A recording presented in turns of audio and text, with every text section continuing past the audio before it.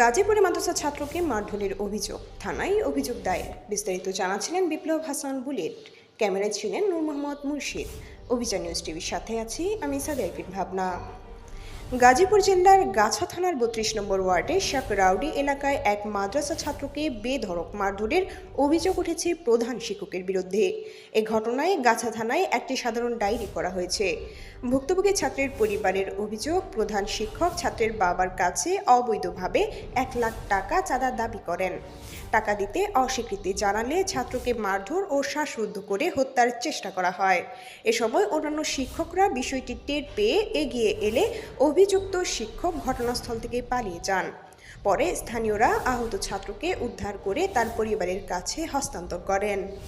অসুস্থ অবস্থায় তাকে হাসপাতালে নেওয়া হলে প্রাথমিক চিকিৎসা দেওয়া হয়।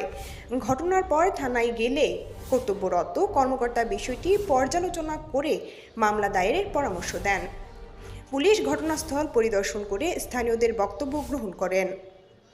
এলাকাবাসীর দাবি, অভিযুক্ত প্রধান শিক্ষক দীর্ঘদিন ধরে বিভিন্নভাবে শিক্ষার্থীদের ভয়ভীতি দেখিয়ে অর্থ আদায় করে আসছেন।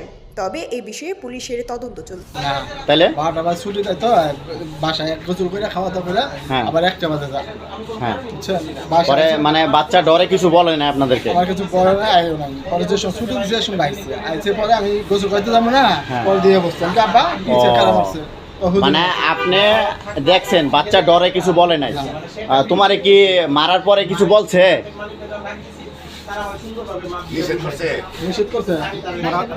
মারার পরে কি বলছে? বাড়িতে বলতে না বলছে, বাবা মারে কিছু বলবি না বললে কি তোমার হুমকি দিছে, ডর দেখাইছে?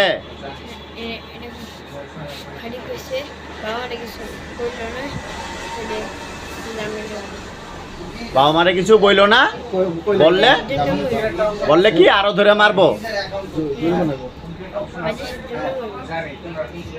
মানে মারার পরে তোমারে বলছে বাবা মারে বলতে না বললে কি হইব? মাদ্রাসার দুর্নাম হইব। কোন মাদ্রাসা? আল মাজিদা। দারুল তাকওয়া। তাকুয়া না? মুখে গামছা দিছিল, মুখে গামছা দিয়ে মুখে গামছা পেঁচে তোমারে মারছে? ও আচ্ছা আচ্ছা, ঠিক আছে। শব্দ না হয়।